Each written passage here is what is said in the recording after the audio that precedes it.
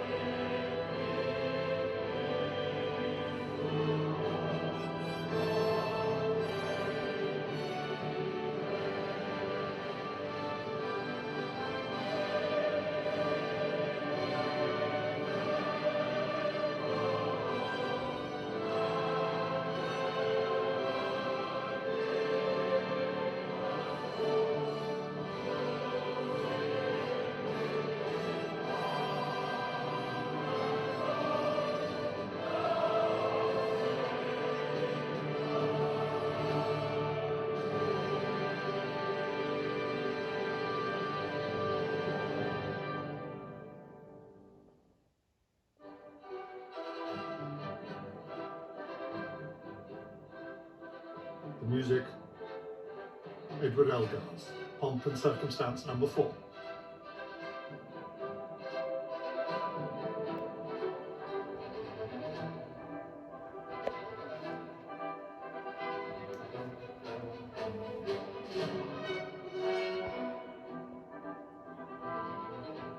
King Charles watched his mother's coronation as a slightly restless 4-year-old boy. He waited longer than anyone in history for his own. Of all the royal ceremony and pageantry, the coronation is the most bound by tradition and precedent, even in parts by law.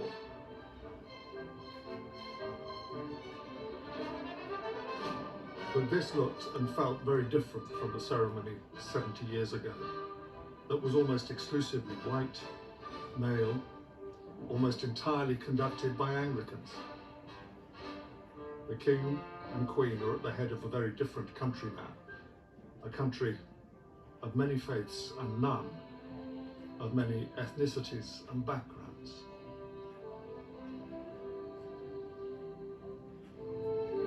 Attended today by Muslim, Jewish, Hindu and Sikh members of the House of Lords. Female clergy playing a full part for the first time ever. 12 new pieces of music commissioned, all 4 languages of his kingdom used. What we have seen today is the King's understanding of what his monarchy needs to be.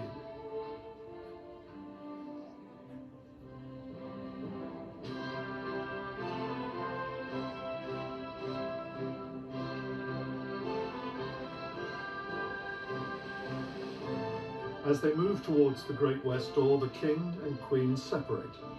The Queen towards the gold state coach waiting at the steps of the Abbey. The King to meet faith leaders and Governors General waiting near the tomb of the unknown soldier.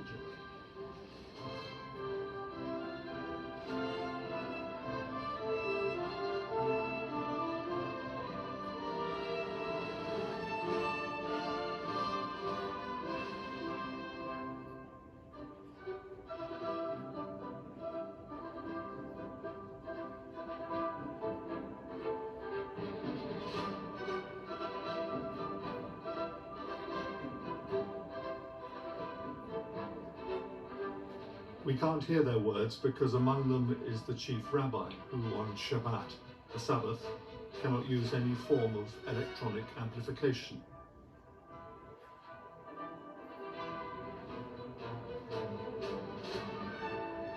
Together they are saying to King Charles, "Your Majesty, as neighbours in faith, we acknowledge the value of public service. We unite with people of all faiths and beliefs in thanksgiving and in service with you for the common good."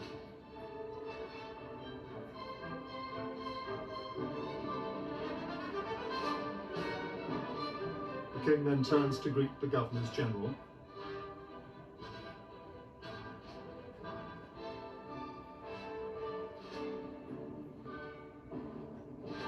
And moves towards the Great West Door to join his Queen for the procession back to Buckingham Palace.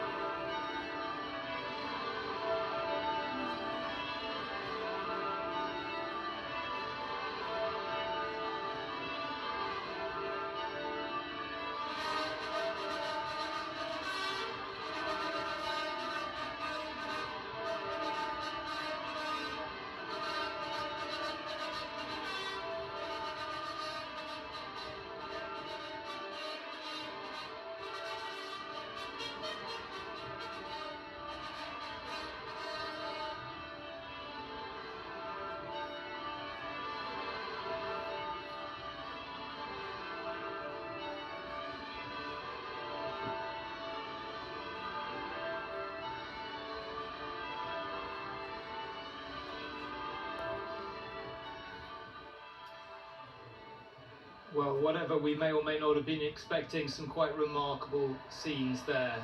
The beauty and the majesty of the Abbey.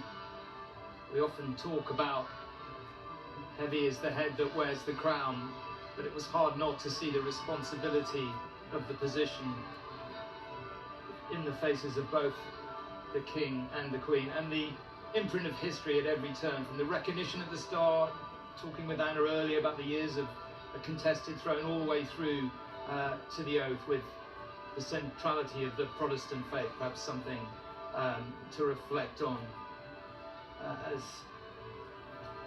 we watch the procession move on. 1,000 years of history, a new chapter begins inside the Golden State coach.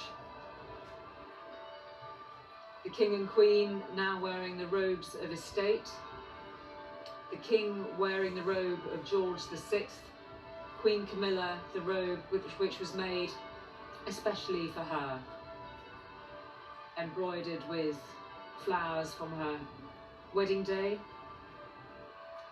as well as emblems of the United Kingdom.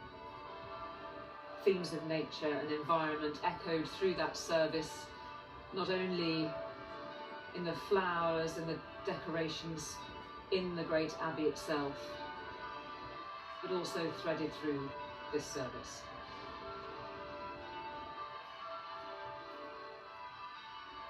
As we wait for that procession to start, we can have a look at the sheer scale of it.